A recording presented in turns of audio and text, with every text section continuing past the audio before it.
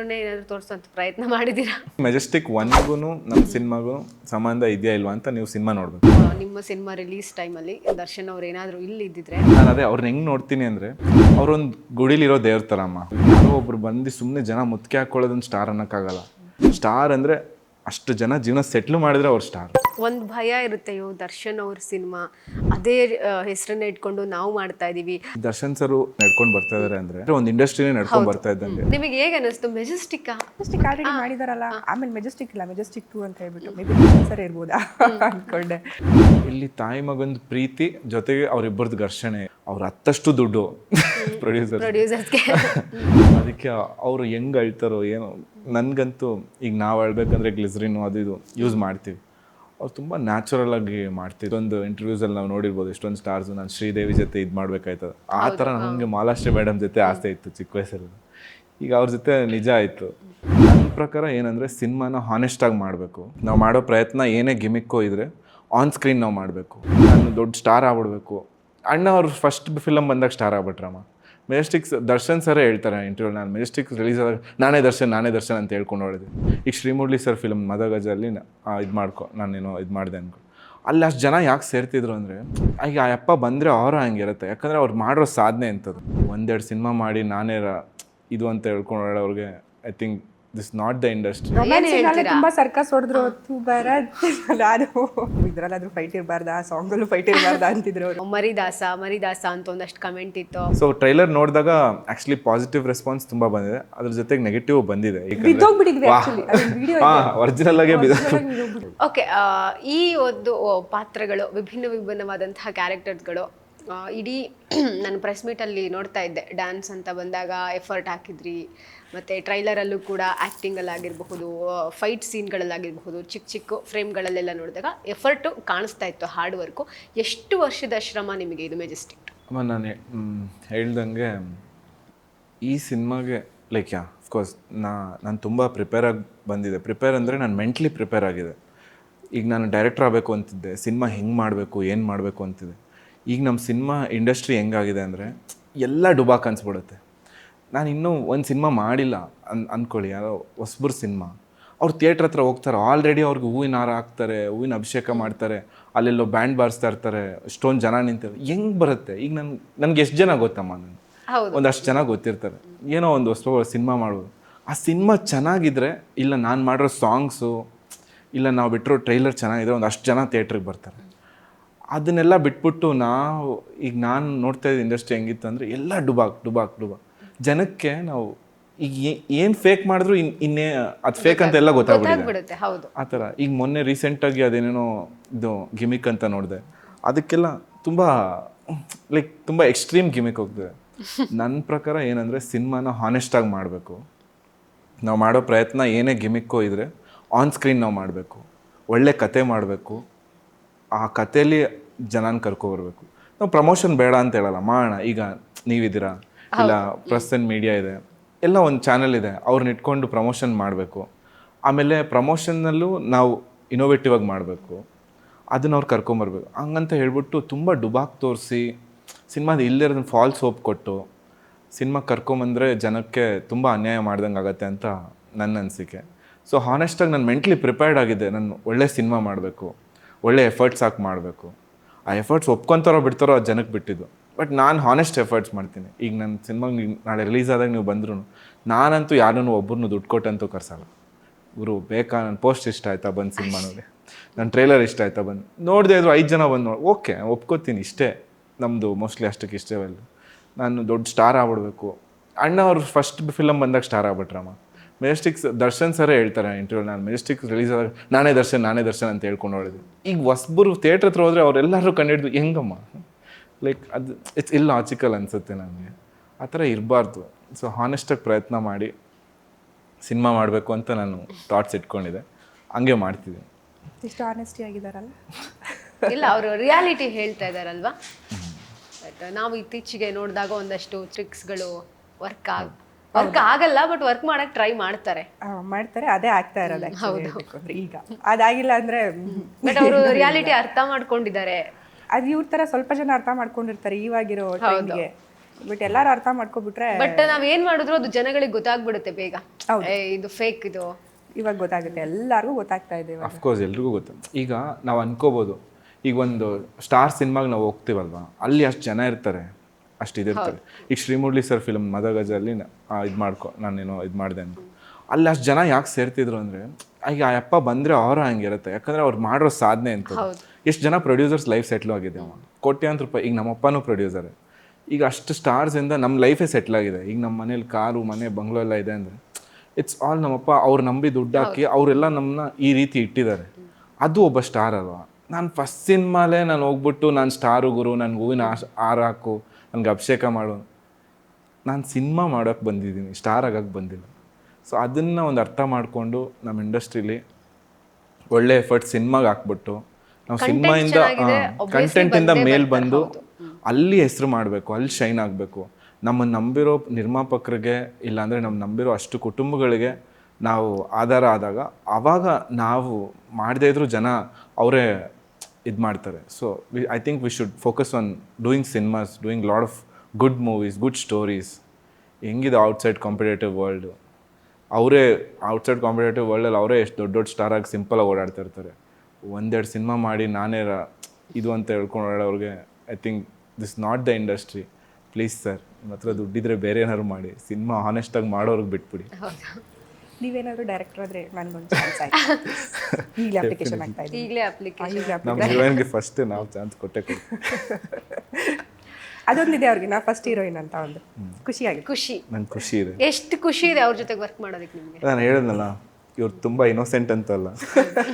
ಅಂದರೆ ಈಗ ನಾನು ಸ್ಟಾರ್ಟಿಂಗಲ್ಲಿ ಬಂದಾಗ ನಂಗೆ ತುಂಬ ಭಯ ಇತ್ತು. ನಾನು ಆ್ಯಕ್ಟಿಂಗಲ್ಲಿ ಅಷ್ಟಿರಲಿಲ್ಲ. I was more focused on other things. ಇವರು ನನಗೆ ಎಲ್ಲ ಕಂಫರ್ಟೇಬಲ್ ಮಾಡಿ, ಇಲ್ಲ ಹಿಂಗೆ ಫಸ್ಟ್ ನಾವು ಶೂಟ್ ಮಾಡಿದ್ದು ಫೋಟೋ ಶೂಟ್ ಮಾಡಿದಾಗೆ ನನಗೊಂಥರ ಮುಜುಗರ ಆಯ್ತು. ಹೆಂಗಪ್ಪ ಇದು ಮಾಡೋದು, ಬರತ್ತಂತಂದ್ರೆ ಲಾರಿ ತೆಗೆದು ಇಟ್ಕೋತಾ ಇದ್ದೆ, ಲಾರಿ ತೆಗೆದು ಶೋಲ್ಡರ್ ಮೇಲೆ ಇಟ್ಕೊಳ್ತಿದ್ದೆ. ಈಗ ಅದನ್ನ ಸೊ ಇವರು ಒಂದು ಕಂಫರ್ಟಬಲ್ ಮಾಡಿ, ಈಗ ಒಂದು ರೊಮ್ಯಾಂಟಿಕ್ ಮೂವಿನೇ ಮಾಡ್ತಿದ್ದೀನಿ ನಾನು, ರುಕ್ಮಿಣಿ ರಾಧಾಕೃಷ್ಣ ಅಂತ. ಹೌದು. So Sam is help me lot of. ಅವರು ನನ್ನ ಮರ್ತು ಬಿಟ್ಟಿದ್ದಾರೆ. ಹಿಂಗೋ ಒಂದಷ್ಟು ಜನ ನಾನು ನಂಬಿರೋ ಕತೆಗಳನ್ನ ನಂಬ್ಕೊಂಡು ಬರ್ತಿದ್ದಾರೆ. ಸೊ ಅದು ಖುಷಿ ಇದೆ. ಈ ಕತೆನೂ ಜನ ನೋಡಿ ಇಷ್ಟಪಡ್ತಾರೆ ಅನ್ಕೊತೀನಿ. ಹೌದು, ತುಂಬ ಶ್ರಮ ವಹಿಸಿ ಮಾಡಿರೋವಂಥ ಸಿನಿಮಾ ಮೆಜೆಸ್ಟಿಕ್ಟು. ಹಿಡನ್ ಕ್ಯಾಮ್ರಾ ಇಟ್ಟು ಯಾವುದೋ ಒಂದು ಮೆಜೆಸ್ಟಿಕ್ ಏರಿಯಾದಲ್ಲಿ ಯಾವುದೋ ಒಂದು ಇಬ್ಬರು ಜಗಳ ಆಡೋ ಸೀನ್ ಇದೆ. ಅಲ್ಲಿ ಎಲ್ಲರೂ ನೋಡ್ತಾ ಇದ್ದಾರೆ, ನಮಗೆ ಉತ್ತರ ಆಗ್ತಾ ಇದೆ. ಯಾರಿಗೂ ಗೊತ್ತಿಲ್ಲ, ನಾವೇನೋ ರಿಯಲ್ ಆಗಿ ಜಗಳ ಆಡ್ತಾ ಇದೀವಿ ಅನ್ನೋ ಥರ ಎಲ್ಲರೂ ನೋಡ್ತಿದ್ದಾರೆ. ನನಗೆ ಬೇರೆ ಒಂಥರ ಆಗ್ತಿದೆ, ಇವ್ರಿಗೆ ಏನು ಅನ್ನಿಸ್ತಾ ಇತ್ತೋ ಗೊತ್ತಿಲ್ಲ. ಅದು ಒಂದು 2-3 ಸಲ ಬಂದು ಅದೇ ಥರ ಅಲ್ಲಿರೋ ಪಬ್ಲಿಕ್ ಎಲ್ಲನೂ ಬಂದು ಭಾಗಿಯಾಗ್ತಿದ್ದಾರೆ. ಸಾಕ್ ಬಿಡ್ರಿ ಹೋಗ್ಲಿ. ಒಂದ್ ಕಡೆ ನಗು. ಆಮೇಲೆ ಲಾಸ್ಟಿಗೆ ಗೊತ್ತಾಯ್ತಾ? ಇಲ್ಲ, ಗೊತ್ತೇ ಆಗಿಲ್ಲ. ಈಗ ಅಲ್ಲಿ ಇರೋ ಜನಗಳು ಈಗ ಮೂವಿ ಬಂದು ನೋಡಿದಾಗ ಗೊತ್ತಾಗುತ್ತೆ, ಇದಕ್ಕೋಸ್ಕರ ಇವರಿಬ್ರು ಹಿಂಗ್ ಕಿತ್ತಾಡ್ತಾ ಇದ್ರು. ಆಮೇಲೆ ನಾವು ಮಾಡ್ತಿದ್ವಿ, ಹಂಗೆ ಸಡನ್ ಆಗಿ ಓಡೋಗ್ಬಿಡ್ತಿದ್ವಿ. ತಿರ್ಗಾ ಒನ್ ಮೋರ್ ಟೇಕ್ ಅಂದಾಗ ತಿರ್ಗಾ ಅಲ್ಲಿ ಹೋಗಿ ಜಗಳ ಆಡ್ತಿದ್ವಲ್ಲ, ಅವಾಗ ಸ್ವಲ್ಪ ಜನ ಗೆಸ್ ಮಾಡಿದ್ರು. ಬಟ್ ಆಲ್ಮೋಸ್ಟ್ ಗೆಸ್ ಮಾಡಿದ್ರು. ಅಲ್ಲಿ ಮತ್ತೆ ರೈಲ್ವೆ ಸ್ಟೇಷನ್ ಅಲ್ಲಿ ಕೂಡ ಅಷ್ಟೇ, ನಾನು ಬಂದು ಹೋಗೋದು ಮತ್ತೆ ನನಗೆ ಒಂಥರ ಆಗೋಯ್ತು. ಅಲ್ಲೆಲ್ಲ ಈ ಹುಡುಗಿ ಹಾಗೆ ಹಿಂಗೆ ಓಡಾಡ್ತಾ ಇದ್ದಾರೆ ಅಂತ ಅದೊಂದು ಕಾಮಿಡಿ ಆಗಿತ್ತು. ಅಲ್ಲಿ ಒಂದು ಫೈಟೇ ಮಾಡಿದ್ವಮ್ಮ, ಮಾರ್ಕೆಟ್ ಏರಿಯಲ್ಲಿ ಒಂದು ಫೈಟೇ ಮಾಡಿದ್ವಿ. ಅಲ್ಲಿ ಮಚ್ಚೋಲು ಹಂಗೆಲ್ಲ ಇಟ್ಕೊಂಡು ಓಡಾಡೋದು ಅದೆಲ್ಲ ಚೆನ್ನಾಗಿತ್ತು. ಬಟ್ ಅಲ್ಲೆಲ್ಲ ಪೊಲೀಸ್ ಪರ್ಮಿಷನ್ ಎಲ್ಲ ತೊಗೊಂಡು ಮಾಡಿದ್ದಾರೆ. ಕೆಲವೊಂದು ಕಡೆ ಮಾತ್ರ ಒಂದೆರಡು ಸೀನಲ್ಲಿ ಅಷ್ಟೇ ಗೊತ್ತಿಲ್ಲದೆ ಮಾಡಿದ್ದು, ಅದು ಚೆನ್ನಾಗಿತ್ತು ಎಕ್ಸ್ಪೀರಿಯನ್ಸ್. ಓಕೆ, ತುಂಬಾ ಒಂದು ಕಷ್ಟದ ಸೀನ್ಗಳು, ಕಷ್ಟ ಆಯ್ತು ಅಂತ ಅನ್ಸಿದ್ದು ಯಾವ್ದಾದ್ರು ಇದೆಯಾ? ಇಲ್ಲಿ ತುಂಬ ಕಷ್ಟ ಆಗಿದ್ದ ಸೀನ್ ಅಂದರೆ ಎಸ್ ಅಫ್ಕೋರ್ಸ್ ನನಗಂತೂ ಇದೆ.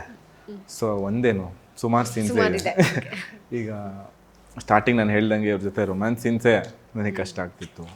ಬಟ್ ಆಮೇಲೆ ಜಾಸ್ತಿ ಇಲ್ಲ, ಬಟ್ ಅದೇ ಕಷ್ಟ ಆಗ್ತಿತ್ತು. ಈಸಾಗೋಯ್ತು ನನಗೆ. ಈಸಿ ಆಗಿದ್ದ ಸೀನ್ಸ್ ಏನಂದರೆ ಫೈಟ್ಸ್ ಈಸಿ ಅನ್ಸ್ಬಿಡ್ತು. ಫೈಟ್ಸ್ ತುಂಬಾ ಈಸಿ. ಆಕ್ಚುಲಿ ಫೈಟ್ಸ್ ತುಂಬಾ ಈಸಿ ನನ್ ಕೇಳಿದ್ರೆ. ಹೇಳಿದ್ನಲ್ಲ, ಈಗ ನಮ್ಮ ಬಾಡಿನ ದಂಡ್ಸ್ಕೊಳ್ಳೋದು, ಇಲ್ಲ ನಾವು ಸಣ್ಣ, ಇದೆಲ್ಲ ಲೀಸ್ಟ್ ಎಫರ್ಟ್. ಒಬ್ಬ ಆಕ್ಟ್ರು ಅವನ್ನ ಸರಿ ಮಾಡ್ಕೊಳ್ಳೋದು ಲೀಸ್ಟ್ ಎಫರ್ಟ್. ಅದೇ ಇನ್ನೊಬ್ಬರ ಜೊತೆ ಕಮ್ಯುನಿಕೇಟ್ ಮಾಡೋದಿದೆಯಲ್ಲ, ಈಗ ಶ್ರುತಿ ಅಮ್ಮ ಜೊತೆ ಅವ್ರು ತಕ್ಕಂಗೆ, ಈಗ ಅವ್ರ ಸ್ಕ್ರೀನ್ ಮೇಲೆ ಇದ್ರೆ ಅವ್ರಿಗಿಂತ ಚೆನ್ನಾಗಿ ನಾನು ಕಾಣಿಸ್ಕೋಬೇಕು, ಅದೊಂದು ಸ್ವಾರ್ಥ ಇದ್ದೇ ಇರುತ್ತಲ್ಲ. ಈಗ ಅವರಿದ್ರೆ ಯಾರಿದ್ರೆ ಏನು, ಈಗ ರಾಜ್ಕುಮಾರ್ ಸರ್ರೇ ಪಕ್ಕದಲ್ಲಿದ್ರು, ಯಾರೇ ಇದ್ರು ಗುರು ಆ ಸ್ಕ್ರೀನ್ ಮೇಲೆ ಬಂದಾಗ ನಾವು ಚೆನ್ನಾಗಿ ಮಾಡಬೇಕು, ಅವ್ರು ಈಕ್ವಲೆಂಟ್ಗಾದರೂ ಇರಬೇಕು ಅನ್ನೋದೊಂದು ಇರುತ್ತಲ್ಲ. ಸೊ ನಾವು ಚೆನ್ನಾಗಿ ಮಾಡೋಕ್ಕೆ ಎಷ್ಟು ಎಫರ್ಟ್ಸ್ ಹಾಕ್ತೀವಲ್ಲ, ಆ ಎಫರ್ಟ್ಸ್ ಮುಂದೆ ನಮಗೆ ನಾವು ಹಾಕ್ಕೊಳ್ಳೋ ಎಫರ್ಟ್ಸ್ ತುಂಬ ಕಮ್ಮಿ. ಆ ರೀತಿ ಹೇಳೋಕ್ಕಾದ್ರೆ ಏನೋ ಹೇಳಕ್ಕೆ ಬಂದೆ. ಓಕೆ. ಯೂಶಲಿ ಏನು ಗೊತ್ತಾ, ನೀವು ಹೇಳಿದ್ದಕ್ಕಿಂತ ಉಲ್ಟಾ ನಾರ್ಮಲ್ ಆಗಿ ನಾವು ಬೇರೆಯವ್ರನ್ನ ಕೇಳಿದಾಗ ಫೈಟ್ ಎಲ್ಲ ಸ್ವಲ್ಪ ಕಷ್ಟ ಆಯ್ತು ನಮಗೆ ಅಂತ ಹೇಳ್ತಾರೆ. ಫೈಟ್ ಎಲ್ಲ ಈಸಿ ಇದೆ, ನಂಗೆ ರೊಮ್ಯಾನ್ಸ್ ಸೀನ್ ಕಷ್ಟ ಅಂತಿದ್ದೀರಲ್ಲ, ರೊಮ್ಯಾನ್ಸ್ ತುಂಬಾ ಸರ್ಕಸ್ ಹೊಡೆದ್ರು ನಾನು ಫೈಟ್ ಎಲ್ಲ ಫೈಟ್ ಬೇಕಾದ್ರೆ ಮಾಡ್ಬಿಡ್ತೀನಪ್ಪ, ರೊಮ್ಯಾನ್ಸ್ ಅಂತೂ ಬರೋದೇ ಇಲ್ಲ ಅಂತ ಹೇಳ್ಬಿಟ್ಟು ಅದು ಮಾಡಿ ಮುಗಿಸೋ ಅಷ್ಟೊತ್ತಿಗೆ. ಆಮೇಲೆ ಅಮ್ಮ ಸಾಂಗ್ ಶೂಟಲ್ಲೂ ಅಷ್ಟೇ, ಸಾಂಗ್ ಶೂಟಲ್ಲೂ ಅದೇ ಅದ್ರಲ್ಲಿ ಸ್ವಲ್ಪ ರೊಮ್ಯಾಂಟಿಕ್ ಸೀನ್ಸ್ ಎಲ್ಲ ಇತ್ತು, ಜಸ್ಟ್ ಸೆಕೆಂಡ್ ಆ ಥರ. ಅದರಲ್ಲೂ ಕೂಡ ಸೈಕಲ್ ಹೊಡೆದ್ರು, ಇವು ಇದರಲ್ಲಾದ್ರೂ ಫೈಟ್ ಇರಬಾರ್ದಾ, ಸಾಂಗಲ್ಲೂ ಫೈಟ್ ಇರಬಾರ್ದಾ ಅಂತಿದ್ರು ಅವರು. ಸಾಂಗಲ್ಲೂ ಫೈಟ್ ಬೇಕಿತ್ತ ನಿಮಗೆ? ಅಂದರೆ ಅವರಿಗೆ ರೊಮ್ಯಾನ್ಸ್ ಮಾಡೋಕೆ ಅಷ್ಟು ಕಷ್ಟ ಆಗ್ತಿತ್ತು ಅಂತ. ಡ್ಯಾನ್ಸ್ ಅಂದರೆ ನಮಗೂ ಡ್ಯಾನ್ಸ್ಗೂ ಸ್ವಲ್ಪ ದೂರ. ಡ್ಯಾನ್ಸ್ ಎಲ್ಲ ಚೆನ್ನಾಗೇ ಮಾಡಿದೀರಾ? ಅಯ್ಯೋ ಅದು ಇಲ್ಲ, ಚೆನ್ನಾಗಿ ಮಾಡಿದಾರೆ ತಾನೆ ಡ್ಯಾನ್ಸ್? ಅಂದ್ರೆ ಕಷ್ಟ. ಎಷ್ಟು ಸರ್ಕಸ್ ಮಾಡಿದೆ, ಎಷ್ಟು ಸೈಕಲ್ ಹೊಡೆದ್ರಿ ಡ್ಯಾನ್ಸ್? ಏನಿಲ್ಲ, ಒಂದೇ ದಿನ ಸೈಕಲ್ ಹೊಡೆದಿದ್ದು. ಅಂದ್ರೆ ಮಾಸ್ಟರ್ ಪಾಪ ಟ್ರೈನಿಂಗ್ ಕೊಟ್ಟಿದ್ರು ಲಾಸ್ಟ್ 3 days. ಲಾಸ್ಟ್ 3 days ಇಲ್ಲ, ಜಸ್ಟ್ ಒನ್ ಡೇ. ಅಲ್ಲ, ಇದಕ್ಕೆ ಅಣ್ಣಮ್ಮ ಸಾಂಗಿಗೆ 3 days ಕೊಟ್ಟಿದ್ರು. ಓಕೆ ಅಮ್ಮ, ಹೆಂಗೋ ಡ್ಯಾನ್ಸ್ ಅಂದರೆ ನಂಗೆ ಈಗಲೂ ಸಾಂಗ್ಸ್ ಒಂದೊಂಥರ ಶೂಟ್ ಮಾಡ್ಬೇಕಂದ್ರೆ ಯಪ್ಪ ಸಾಂಗ್ಸ್ ಅಂದ್ಬಿಡೋದು. ಮಾಂಟೇಜ್ ಸಾಂಗ್ಸ್ ಮಾಡ್ಬೋದಲ್ಲ ಅನ್ಸುತ್ತೆ. ನೋಡಿ ಐಡಿಯಾ ನೋಡಿ ಅವ್ರದ್ದು. ಹೌದು, ಅವರಿಗೆ ಅದೇ ಫೈಟ್ ಇಷ್ಟ ಅಲ್ಲ ಅದಕ್ಕೆ. ಬಟ್ ಅದು ಹೆಂಗೋ ಚೆನ್ನಾಗಾಯ್ತು. ಒಂದು ಸಾಂಗ್, ಫೈಟು ಸಾಂಗ್ ಅನ್ನೋದಕ್ಕಿಂತ I like the movie as story. Audience ಬಂದು ಕುತ್ಕೊಂಡಾಗ ಒಂದು $150 ಕೊಟ್ಟು ಅವ್ನು ಕುತ್ಕೊಂಡಾಗ ಅದಕ್ಕೆ ನಾವು ಏನೋ ಒಂದು ಧರ್ಮ ಮಾಡಿ ಕಳಿಸಿದ್ದೀವಿ ಅಂದರೆ ನಾವು ಅಲ್ಲಿಗೆ ಸಾರ್ಥಕ ಆಯಿತು. ನಾವು ಮಾಡಿದ್ದು ಎಫರ್ಟ್ಸ್ ಹಾಕಿದ್ದು ಇಲ್ಲ ಏನೋ. ಈಗ ನಾವು ಇಷ್ಟೆಲ್ಲ ರೆಡಿ ಆಗೋದು ಇಲ್ಲ ಎಲ್ಲ ಮಾಡೋದೇನೆ ಕೇಳಿ ಅವ್ರು ಬಂದು ಕುತ್ಕೊಂಡಾಗ ಓಕೆ ಗುರು ಇವನು ಫೈನ್ ಅಂತ ಹೇಳ್ತಾನಲ್ಲ, ಅಷ್ಟಕ್ಕೆ ಇದೆಲ್ಲ ಅಮ್ಮ. ನಾನು ಒಂದು ಟ್ರೈಲರ್ ನೋಡ್ತಿದ್ದಾಗ ಅಲ್ಲ ಒಂದಷ್ಟು ಕಮೆಂಟ್ಗಳನ್ನು ನೋಡ್ತಾ ಇದ್ದೆ. ಮರಿದಾಸ ಅಂತ ಒಂದಷ್ಟು ಕಮೆಂಟ್ ಇತ್ತು, ಮತ್ತು ಡಿ ಬಾಸ್ ಅಭಿಮಾನಿಗಳಿಂದ ನಿಮಗೆ ಒಳ್ಳೇದಾಗಲಿ ಅನ್ನೋ ಒಂದಷ್ಟು ಕಮೆಂಟ್ಸ್ಗಳಿತ್ತು. ಮೆಜೆಸ್ಟಿಕ್ ಥರನೇ ಮೆಜೆಸ್ಟಿಕ್ 2ಗೂ ಒಳ್ಳೇದಾಗಲಿ, ಹಂಗೆ ನಮ್ಮ ಡಿ ಬಾಸ್ ಥರನೇ ನೀವು ಸ್ಯಾಂಡಲ್ವುಡ್ನಲ್ಲಿ ಒಳ್ಳೆ ಹೀರೋ ಆಗಿ, ಲೈಕ್ ಈ ರೀತಿ ಒಂದಷ್ಟು ಕಮೆಂಟ್ಸ್ ಇತ್ತು. ನೋಡ್ತಾ ಇದ್ದೆ ಎಲ್ಲ ಕಡೆಯಿಂದಲೂ ಪಾಸಿಟಿವ್ ಆಗಿರುವಂತಹ ರೆಸ್ಪಾನ್ಸೇ ಬರ್ತಾ ಇದೆ ಅಲ್ವಾ? ನಿಮಗೆ ಯಾರಾದರೂ ಏನಾದರೂ ಹೇಳಿದ್ರಾ, ನಮ್ಮ ಸ್ಟಾರ್ಸ್ಗಳಾಗಿರಬಹುದು ಅಥವಾ ಯಾರೋ ಬೇರೆಯವ್ರು ಕಾಲ್ ಮಾಡಿ ಟ್ರೈಲರ್ ಬಗ್ಗೆ, ಸಾಂಗ್ಸ್ ಬಗ್ಗೆ ಏನಾದರೂ ಹೇಳಿದ್ರಾ? ಅಂದರೆ ಟ್ರೈಲರ್ ಬಗ್ಗೆ ತುಂಬ ನಾನು ಎದುರ್ಕೊಂಡಿದ್ದೆ ಟ್ರೈಲರ್ ಬಂದಾಗ ಏನಂತಾರೋ ಏನೋ ಅಂತ. ಬಿಕಾಸ್ ಮೆಜೆಸ್ಟಿಕ್ ದರ್ಶನ್ ಸರ್ದು ಲೈಕ್ ಅದ್ರ ನೋವೇರ್ ನಾವು ಮ್ಯಾಚ್ ಮಾಡೋಕ್ಕಾಗಲ್ಲ. ಅದ್ರ ಐ ಮೀನ್ ಆ ಹೆಸ್ರಿಗಾದರೂ ಏನಾದರೂ ಒಂದು ಜಸ್ಟಿಸ್ ಮಾಡಿದ್ದೀವ ಇಲ್ವಾ, ಅವ್ರ ಫ್ಯಾನ್ಸ್ ಏನಂತಾರೆ ಅನ್ನೋದು ನಂಗೆ ಕಾನ್ಸ್ಟೆಂಟಾಗಿ ತಲೆಯಲ್ಲಿ ಓಡ್ತಾನೆ ಇದೆ. ಈಗಲೂ ಓಡ್ತಾ ಇದೆ. ಸಿನಿಮಾ ನೋಡೋರ್ಗೂ ಒಂಥರ ಏನಂತಾರೋ ಇಲ್ವೋ. ಬಿಕಾಸ್ ನಾವು ತೊಗೊಂಡಿರೋ ಟೈಟ್ಲ್ ಅಂಥದ್ದು ಏನೋ ಸುಮ್ಮನೆ ಯಾವುದೋ ಒಂದು ಟೈಟ್ಲ್ ಇಟ್ಕೊಂಡು ಹೋಗಿದ್ದಿದ್ರೆ ಓಕೆ ಬಿಡು, ಸ್ಟೋರಿ ಚೆನ್ನಾಗಿದೆ, ನೋಡ್ತಾರೆ ಜನ. ಬಟ್ ಇಲ್ಲಿ ಏನಂದರೆ ಇಟ್ ಅಫ್ಕೋರ್ಸ್ ಮೆಜೆಸ್ಟಿಕ್ 2 ಅಂತಿದ್ದಂಗೆ ಕಂಪ್ಯಾರಿಸನ್ ಸ್ಟಾರ್ಟ್ ಮಾಡ್ತಾರೆ.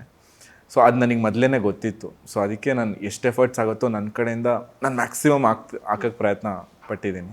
ಸೊ ಟ್ರೈಲರ್ ನೋಡಿದಾಗ ಆ್ಯಕ್ಚುಲಿ ಪಾಸಿಟಿವ್ ರೆಸ್ಪಾನ್ಸ್ ತುಂಬ ಬಂದಿದೆ, ಅದ್ರ ಜೊತೆಗೆ ನೆಗೆಟಿವ್ ಬಂದಿದೆ, ಇಲ್ಲ ಅಂತ ನಾನು ಹೇಳಲ್ಲ, ಎರಡೂ ಬಂದಿದೆ. ಬಟ್ ಏನು ಅಂತ ನೀವು ಸಿನಿಮಾಲಿ ನೋಡಿ, ಸಿನಿಮಾಲಿ ನಿಮ್ಗೆ ಜಸ್ಟಿಫಿಕೇಶನ್ ಆದರೆ ಏನಾದರೂ ಸರ್ಪ್ರೈಸ್ ಅಂದರೆ ದರ್ಶನ್ ಅವರನ್ನೇ ಏನಾದರೂ ತೋರಿಸೋಂಥ ಪ್ರಯತ್ನ ಮಾಡಿದ್ದೀರಾ?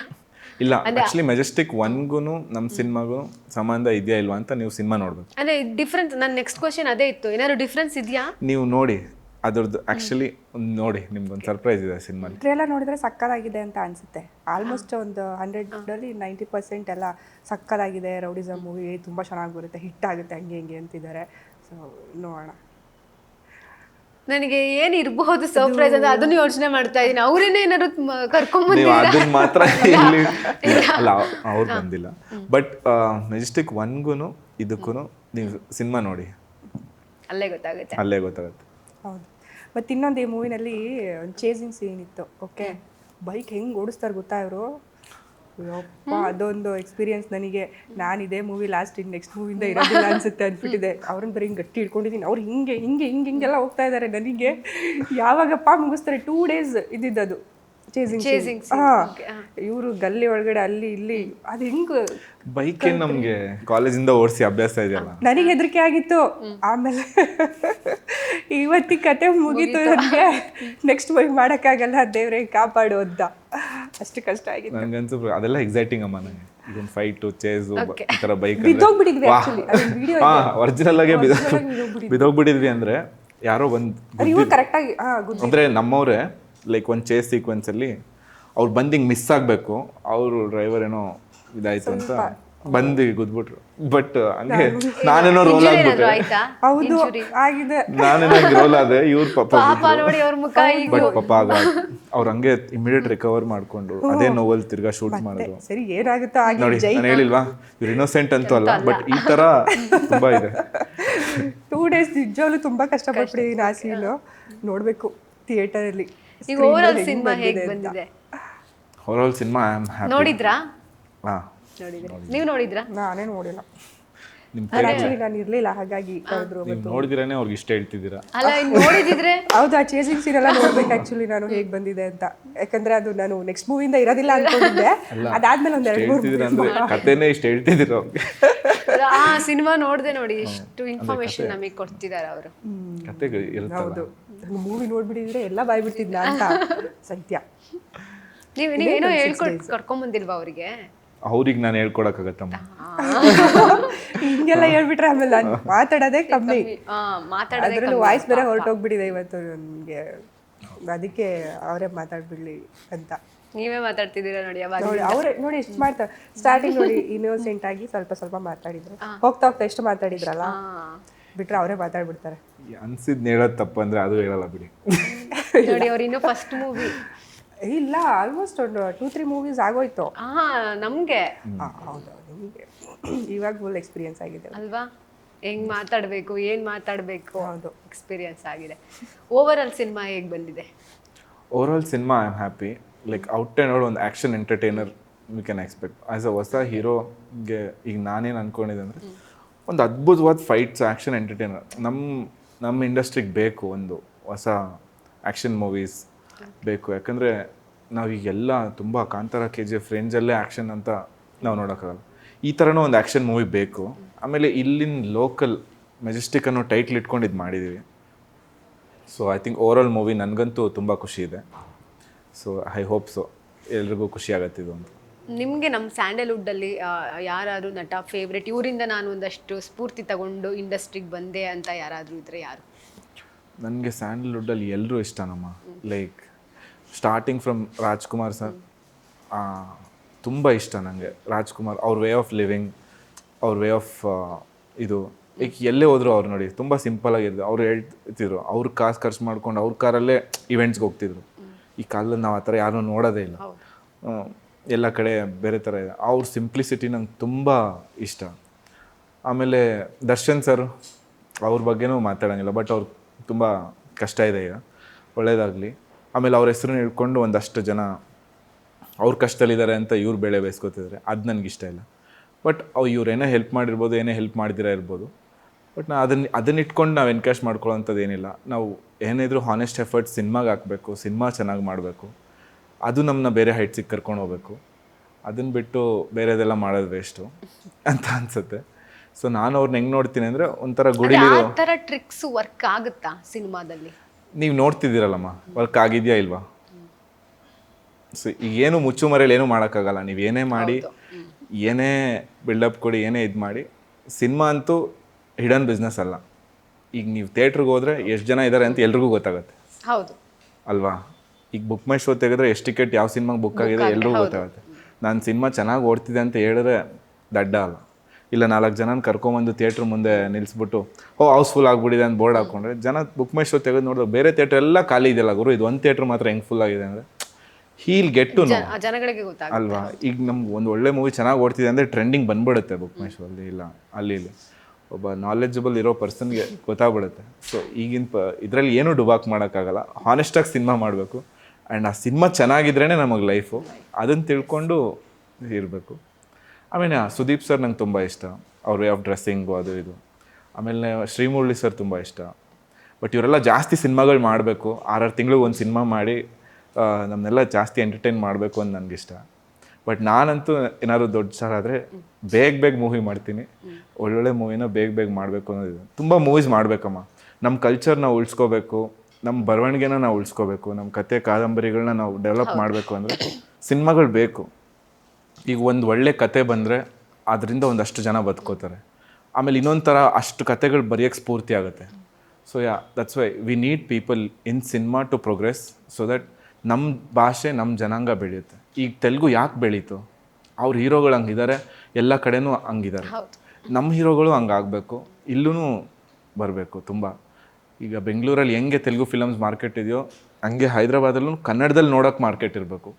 That is my dream. ಆಗುತ್ತೋ ಇವತ್ತೆಲ್ಲ ನಾಳೆ ಒಂದು ದಿವಸ ಆಗುತ್ತೆ. ನಾನು ಒಂದು ಇಂಪಾರ್ಟೆಂಟ್ ಕ್ವಶನ್ ಇದು. ಸೊ ಈಗ ಏನಾದರೂ ನಿಮ್ಮ ಸಿನಿಮಾ ರಿಲೀಸ್ ಟೈಮಲ್ಲಿ ದರ್ಶನ್ ಅವ್ರು ಏನಾದರೂ ಇಲ್ಲಿ ಇದ್ದಿದ್ರೆ ಒಬ್ವಿಯಸ್ಲಿ ಬಂದು ಸಪೋರ್ಟ್ ಮಾಡ್ತಾಯಿದ್ರು.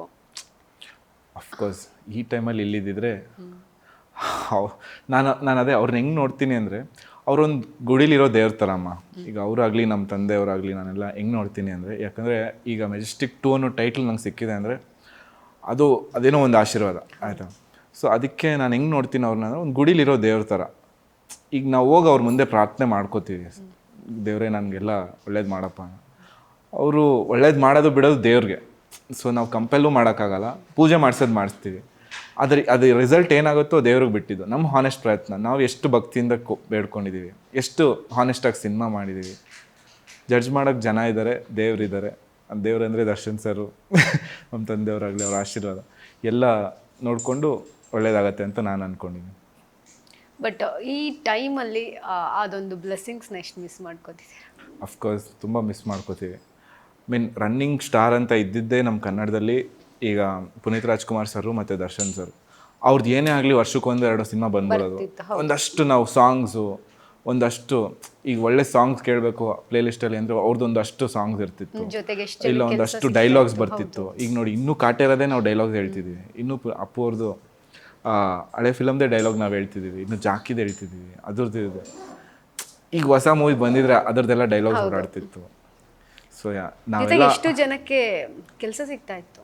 ಕೆಲಸ ಸಿಗುತ್ತೆ. ಅದೇ ನಾನು ಹೇಳ್ತಿಲ್ವಾ, ಒಂದು ಸ್ಟಾರ್ ನಡ್ಕೊಂಡು ಬರ್ತಿದ್ದಾರೆ ಅಂದರೆ ಅವ್ರ ಹಿಂದೆ ಒಂದಷ್ಟು ಜನ ಪ್ರೊಡ್ಯೂಸರ್ಸ್ ಆಗಲಿ ಡೈರೆಕ್ಟರ್ಸ್ ಆಗಲಿ ಸೆಟ್ಲ್ ಆಗಿದ್ದಾರೆ. ಬಟ್ ಅದೇ ನಾವು ಯಾರೋ ಒಬ್ರು ಬಂದು ಸುಮ್ಮನೆ ಜನ ಮುತ್ತಿಗೆ ಹಾಕ್ಕೊಳ್ಳೋದೊಂದು ಸ್ಟಾರ್ ಅನ್ನೋಕ್ಕಾಗಲ್ಲ. ಸ್ಟಾರ್ ಅಂದರೆ ಅಷ್ಟು ಜನ ಜೀವನ ಸೆಟ್ಲ್ ಮಾಡಿದ್ರೆ ಅವ್ರು ಸ್ಟಾರ್. ಜೊತೆಗೆ ಈಗಿನ ಜನ್ರೇಷನ್ ಅವ್ರನ್ನ ನೋಡ್ತಿರೋದೇ ಬೇರೆ, ನಾವುಗಳು ಅವ್ರನ್ನ ನೋಡಿದ್ದೇ ಬೇರೆ. ಮೆಜೆಸ್ಟಿಕ್ ಆಗಿರ್ಬೋದು, ಕರಿಯ, ನನ್ನ ಪ್ರೀತಿಯ ರಾಮು, ಲೈಕ್ ಇಂಥ ಒಬ್ಬ ಸ್ಟಾರು ರೀಸೆಂಟಾಗಿ ಬರ್ಡೇ ಆಯಿತು. ಆ ಟೈಮಲ್ಲಿ ಅಲ್ಲಿ ಮನೆಗೆ ಹೋಗಿದ್ದಾಗಲೂ ಅಷ್ಟೇ, ಅಲ್ಲಿರೋ ಎಷ್ಟೊಂದು ಜನ ಬಂದಿದ್ರು, ನನಗೆ ಆ ಹೆಲ್ಪ್ ಮಾಡಿದರು, ಈ ಹೆಲ್ಪ್ ಮಾಡಿದರು. ಲೈಕ್ ಈಗಿನ ಜನ್ರೇಷನ್ ಅವ್ರಿಗೆ ಗೊತ್ತಿಲ್ಲ, ಅದು ಗೊತ್ತಿಲ್ಲ, ಬಾಯಿಗೆ ಬಂದಂಗೆ ಕಮೆಂಟ್ ಮಾಡ್ತಾರೆ, ಮಾತಾಡ್ತಾರೆ. ಸೊ ಇದನ್ನೆಲ್ಲ ನೋಡಿದಾಗ ಸೀರಿಯಸ್ಲಿ ಬೇಜಾರಾಗೋಗ್ಬಿಡುತ್ತೆ. ಅಂದರೆ ಈಗ ದರ್ಶನ್ ಸರ್ ಅವ್ರು ಇದ್ದಿದ್ದು ಚಾರ್ಮಿಂಗ್ ಆಗ, ಲೈಕ್ ಅವ್ರು ಮಾಡ್ತಿದ್ದು ಕಾಮಿಡಿ, ದತ್ತ ಫಿಲಮಲ್ಲೆಲ್ಲ ನಂಗೆ ತುಂಬ ಇದೆ. ನಂಗೆ ಆವಾಗಿನ ದರ್ಶನ್ ಸರ್ ತುಂಬ ಇಷ್ಟ.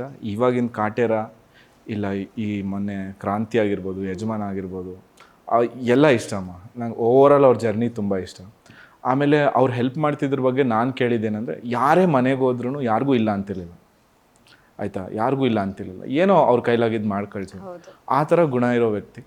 ಆಮೇಲೆ ಒಳ್ಳೇದು ಕೆಟ್ಟದು, ಈಗ ನಮ್ಮ ಟ್ರೈಲರ್ಗೆ ಒಳ್ಳೇದು ಕೆಟ್ಟದು ಕಮೆಂಟ್ಸ್ ಬಂದೇ ಬರುತ್ತೆ. ಹಂಗೆ ಒಬ್ಬ ಮನುಷ್ಯ ಆದಮೇಲೆ ಒಳ್ಳೇದು ಕೆಟ್ಟದು ಬಂದೇ ಬರುತ್ತೆ, ಏನೂ ಮಾಡೋಕ್ಕಾಗಲ್ಲ. ಈಗ ನಾವು ಒಂದು ಸಿನಿಮಾನ, ಈಗ ತೆಲುಗು ಸಿನಿಮಾ ಇಲ್ಲಿ ಚೆನ್ನಾಗಿ ಓಡ್ತಿದೆ ಅಂದರೆ ಅದು ಒಂಥರ ಒಳ್ಳೇದು ಅವ್ರಿಗೆ, ಒಂಥರ ಕೆಟ್ಟದ್ದು ನಮ್ಮ ಭಾಷೆಗೆ ಅಲ್ವಾ. ಈಗ ನಮ್ಮ ಸಿನಿಮಾ ಅಲ್ಲಿ ಓಡಬೇಕು ಅಂತ ನಮ್ಗೆ ತುಂಬ ಅದು ಬೆಳವಣಿಗೆ, ಅವ್ರಿಗೆ ಅದು ಅಪೋಸ್ ಮಾಡೇ ಮಾಡ್ತಾರೆ. So any statement or anything will have 2 perceptions. ಇದನ್ನು ನಾವು ಅಕ್ಸೆಪ್ಟ್ ಮಾಡ್ಕೊಂಡು ಮುಂದೆ ಹೋಗಬೇಕು. ಜೊತೆಗೆ ಒಂದು ರೀತಿಯಲ್ಲಿ ಅವ್ರದ್ದು ಹೆಸರು ಶೀರ್ಷಿಕೆ ಸಿಕ್ಕಿರೋದೇ ಒಂದು ಬ್ಲೆಸ್ಸಿಂಗ್ಸು, ಮೆಜೆಸ್ಟಿಕ್ 2 ಅಂತ. ಎಷ್ಟೋ ಜನ ಇರ್ತಾರೆ, ಅವರಿಗೆ ಸಿಗ್ಬೋದಿತ್ತು, ನಿಮಗೆ ಯಾಕೆ ಸಿಗಬೇಕಿತ್ತು, ಲೈಕ್ ಈ ರೀತಿ ಒಂದಷ್ಟು ಪ್ರಶ್ನೆಗಳು ಬರುತ್ತೆ. ಸೊ ಓಕೆ, ಇಲ್ಲೇ ಬೆಟರ್ ಲಕ್ ನೆಕ್ಸ್ಟ್ ಟೈಮ್ ಅಂದ್ಕೊಂಡು ಮುಂದೆ ಹೋಗಬೇಕು. ಇಲ್ಲ, ಶೀರ್ಷಿಕೆ ತುಕ್ಕಿರೋದಕ್ಕೆ ಐ ಆಮ್ ಸೋ ಲಕ್ಕಿ. ಅದಕ್ಕೆ ಜಸ್ಟಿಸ್ ಮಾಡಿದ್ರೆ ನಥಿಂಗ್ ಲೈಕ್ ಇಟ್. ತುಂಬಾ ಜನ ಅನ್ಕೋತಾ ಇರ್ತಾರೆ, ಇವ್ ನನಗೆ ಸಿಗ್ಬೇಕಿತ್ತು ಅಂತ. ಅದು ಇದ್ದೇ ಇರುತ್ತೆ, ಎಲ್ಲರ ಮನಸ್ಸಲ್ಲೂ ಇರುತ್ತೆ. ಅದು ರಿಲೀಸ್ ಆದ್ಮೇಲೆ ಅಂತ ಇದ್ರಲ್ಲಿ ನಾನು ಹೀರೋ ಆಗ್ಬೇಕಿತ್ತಲ್ವಾ, ಇದ್ರಲ್ಲಿ ನಾನು ಹೀರೋ ಆಗ್ಬೇಕಿತ್ತಲ್ವಾ, ಎಲ್ಲರ ಮೈಂಡಲ್ಲೂ ಬರುತ್ತೆ. ಹೌದು. ಬಟ್ ನಮಗೆ ಸಿಕ್ಕಿರೋದು ನಮ್ಮ ಲಕ್ಕಿನೇ. ಬಟ್ ಹಾನೆಸ್ಟ್ ಪ್ರಯತ್ನ ಮಾಡಿದ್ದೀನಿ. ಸಿನಿಮಾ ನೋಡಿ ಆಶೀರ್ವಾದ ಮಾಡಿ ಅಷ್ಟೇ. ಈಗ ಫೈನಲಿ ಸಿನಿಮಾ ರಿಲೀಸ್ಗೆ ರೆಡಿ ಇದೆ, ಏನು ಹೇಳಕ್ಕೆ ಇಷ್ಟಪಡ್ತೀರಾ? ಮೆಜೆಸ್ಟಿಕ್ 2 ಸಿನಿಮಾ ನೀವು ನೋಡೋದಕ್ಕೆ ನೀವು ಕೊಡೋ 150 ರೂಪಾಯಿಗೆ ಲೈಕ್ ಕಂಪ್ಲೀಟ್ಲಿ ನಿಮಗೊಂದು ಎಂಟರ್ಟೈನ್ಮೆಂಟ್ ಅಂತೂ ಕೊಡುತ್ತೆ. ನೀವೇನು ಅಂದ್ಕೊಂಡು ಬರ್ತೀರಾ ಆ ಮೆಜೆಸ್ಟಿಕ್ಗೆ ಈ ಮೆಜೆಸ್ಟಿಕ್ಗೆ ಏನಿದೆ ಡಿಫ್ರೆನ್ಸು, ಅದಕ್ಕೆ ನಿಮ್ಮ ನ್ಯಾಯ ಸಿಗುತ್ತೆ. ನೋಡಿ ಆಶೀರ್ವಾದ ಮಾಡಿ. ದರ್ಶನ್ ಸರ್ ಆಶೀರ್ವಾದ ನಮ್ಮ ಮೇಲಿರಲಿ, ಅವ್ರ ಫ್ಯಾನ್ಸ್ ಆಶೀರ್ವಾದ ನಮ್ಮ ಮೇಲಿರಲಿ ಅಂತ ಕೇಳ್ಕೊತೀನಿ. ಬಂದರೆ ಪಾಪ್ಕಾರ್ನ್ ಫ್ರೀ. ಪಾಪ್ಕಾರ್ನ್ ನಾವು ಫ್ರೀಯಾಗಿ ಏನೂ ಕೊಡಲ್ಲ, ಕಾಸು ಕೊಟ್ಟೆ ಸಿನಿಮಾ ಅವ್ರು ಫ್ರೀಯಾಗಿ ಏನು ಕೊಡಲ್ಲ, ನೀವೇ ಕಾಸು ಕೊಟ್ಟು ಸಿನಿಮಾ ನೋಡಬೇಕು, ಕಾಸು ಕೊಟ್ಟು ತಗೊಂತೀನಿ. ಇಷ್ಟ ಆದರೆ ಬನ್ನಿ, ನಾನು ಅದೇ ಹೇಳ್ತೀನಿ. ನಮ್ಮ ಪೋಸ್ಟರ್ಸ್ ನೋಡಿ, ಟ್ರೈಲರ್ ನೋಡಿ, ನಿಮ್ಗೆ ಇಷ್ಟ ಅನ್ಸಿದ್ರೆ ಬನ್ನಿ. ಆಮೇಲೆ ಏನೇ ಆದರೂ ನೀವು ಅಷ್ಟೇ ಕಾಸು ಕೊಟ್ಟು ತೊಗೊಂಡ್ರೆ ಅದಕ್ಕೆ ನಿಮಗೂ ಒಂದು ಬೆಲೆ. ಫ್ರೀಯಾಗಿ ಬಂದರೆ, ಈಗ ರಾಜಕೀಯದವ್ರ ಹಿಂದೆ ಫ್ರೀಯಾಗಿ ಹೋದರೆ ಅವರು ಏನು ಬೆಲೆ ಕೊಡಲ್ಲ. ನಾವು ಹೇಳಿ ಕೊಟ್ಟಿದ್ದೀವಲ್ವ ಜೈಕರ್ ಹಾಕ್ರಿ ಅಂತಾರೆ. 5 ಸಲ ಹೇಳೋ ಕಡೆ 500 ಸಲ ಹೇಳಿ ಅಂತಾರೆ. ಅದೇ ನೀವು ಬಂದರೆ ಅವ್ರಿಗೊಂದು ಬೆಲೆ ಇರುತ್ತೆ. ಈಗ ನಾವು ಅವ್ರು ಬಂದರೆ ಥಿಯೇಟ್ರಿಗೆ, ಅವ್ರ ಮೇಲೆ ನಮಗೊಂದು ಬೆಲೆ ಇರುತ್ತೆ. ಈಗ ನಾವೇ ಏನೋ ಡುಬಾಕ್ ಮಾಡಿ ಕರ್ಸ್ಬಿಟ್ರೆ ಗೊತ್ತಿರಲ್ಲ, ಹಾಕ್ರಿ ಜೈಕರ ಇಲ್ಲ, ಹಂಗೆ ಏನಕ್ಕೆ ಬೇಕು? Let's be honest. I mean ಆ ಕಳೆದೋಗಿರೋ ಇಂಡಸ್ಟ್ರಿನ ಎಲ್ಲ ಈ ಡುಬಾಕ್ದೆಲ್ಲ ಹೊಡೆದು ಮತ್ತೆ ಕರೆಕ್ಟಾಗಿರೋದು ಒಂದು ಸ್ಥಾಪನೆ ಮಾಡೋಕ್ಕೆ ಪ್ರಯತ್ನ ಪಡೋಣ. ಎಲ್ಲ ಎಷ್ಟು ಚಂದ ಅರ್ಥ ಮಾಡ್ಕೊಂಡಿದ್ದಾರೆ ನೋಡಿ. ಹೌದು, ಅದಕ್ಕೆ ನಾನು ಸೈಲೆಂಟ್ ಆಗಿ ಹೋಗ್ಬಿಟ್ಟೆ. ಅಷ್ಟು ಪಟ ಅಂತ ಮಾತಾಡ್ತಿದ್ರು ಸ್ಟಾರ್ಟಿಂಗ್ ಇಂದ ನೋಡಿ, ಎಷ್ಟು ಸೈಲೆಂಟ್. ಇಲ್ಲ ಆ್ಯಕ್ಚುಲಿ ಹೇಳ್ಬೇಕು, ನಾನು ಮಾತಾಡೋದೇ ಕಮ್ಮಿ. ಹೌದು, ಅದಕ್ಕೆ ಇಲ್ಲಾಂದರೆ ಮಧ್ಯದಲ್ಲಿ ಏನಾದರೂ ಒಂದು ಮಾತಾಡ್ಬಿಡ್ತಿದ್ದೆ ಅನ್ಸುತ್ತೆ. ಓಕೆ, ನಮ್ಮ ಸಿನಿಮಾ ಮೆಜೆಸ್ಟಿಕ್ 2 ಇದೇ 6ಕ್ಕೆ ರಿಲೀಸ್ ಆಗ್ತಾ ಇದೆ, ಮಾರ್ಚ್ 6ಕ್ಕೆ. ದಯವಿಟ್ಟು ಎಲ್ಲ ಥಿಯೇಟರಿಗೆ ಬಂದು ನೋಡಿ, ಯಾಕಂದರೆ ಸಾಕಷ್ಟು ಜನ ಬಂದು ಥಿಯೇಟರ್ಗೆ ಬಂದು ನೋಡ್ತಾನೆ ಇಲ್ಲ. ಇನ್ನೇನು ಸ್ವಲ್ಪ ದಿನ ಆದಮೇಲೆ OTTನಲ್ಲಿ ಬಿಡ್ತಾರೆ, ಅದಕ್ಕೆ ವೆಯ್ಟ್ ಮಾಡ್ತಾ ಕೂರ್ತಿದ್ದಾರೆ. ದಯವಿಟ್ಟು ಅದು ಮಾಡೋಕ್ಕೆ ಹೋಗ್ಬಿಡಿ. ಮೆಜೆಸ್ಟಿಕ್ 2 ಹೇಗಿದೆ ಅನ್ನೋ ಕ್ಯೂರಿಯಾಸಿಟಿ ಅಂತ ಎಲ್ಲರಿಗೂ ಇದ್ದೇ ಇರುತ್ತೆ. ಈ ಮೆಜೆಸ್ಟಿಕ್ 2 ಸಾಕಷ್ಟು ಏರು ನೋವೇ ಜಾಸ್ತಿ. ಆ್ಯಕ್ಚುಲಿ ತುಂಬ ಫೇಸ್ ಮಾಡಿದ್ದೀವಿ. ಫೈನಲಿ ಒಂದು ಒಳ್ಳೆ ಸಿನಿಮಾ ಕೊಡ್ತಾ ಇದ್ದೀವಿ, ಮೆಜೆಸ್ಟಿಕ್ 2 ರೌಡಿಸಮ್ ಮೂವಿ. ಎಲ್ಲರೂ ಆಲ್ಮೋಸ್ಟ್ ರೌಡಿಸಮ್ ಇಷ್ಟಪಡ್ತಾರೆ. ಅದರಲ್ಲಿ ಸ್ವಲ್ಪ ನಮ್ಮದು ಲವ್ ಸೀಕ್ವೆನ್ಸ್ ಇದೆ. ಎಲ್ಲರೂ ಥಿಯೇಟರಿಗೆ ಬಂದು ನೋಡಿ ಸಪೋರ್ಟ್ ಮಾಡಿ ಅಂತ ಕೇಳ್ಕೊಳ್ತೀನಿ. ಓಕೆ, ಒಂದು ಈ ಸಿನಿಮಾ ನೋಡಿದ ಮೇಲೆ ಇನ್ನೊಂದು ಹೊಸ ಕ್ರಶ್ ಹುಡ್ಕೊಳ್ತಾರ ಅಂತ? ಡೆಫಿನೆಟ್ಲಿ ಹುಡ್ಕೊಳ್ತಾರಾ? ಹೌದಾ? ಅವ್ರಿಗೆ ಅವ್ರು ಓಕೆ ಅಂದ್ರೆ ಅದು ಓಕೆನೆ. ಅಲ್ಲ, ಈಗ ನಾನೇ ಉಟ್ಕೊಂಡಿಲ್ವಾ?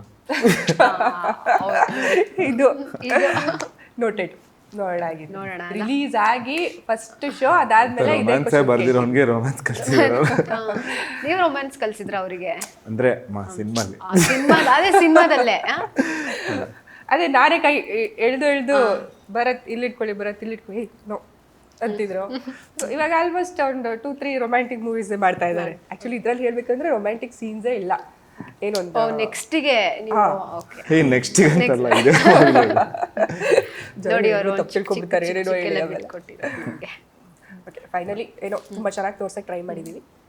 ಹಾಗೆ ನಮ್ಮ ಮೂವಿನಲ್ಲಿ ಪ್ರೊಡ್ಯೂಸರ್ ಕೂಡ ತುಂಬ ಸಾಕಷ್ಟು ಶ್ರಮ ವಹಿಸಿದ್ದಾರೆ. ಅವರು ಬಿಗ್ ಬಜೆಟ್ ಮೂವಿ, ಎಲ್ಲ ನೋಡಿ ಸಪೋರ್ಟ್ ಮಾಡಿ.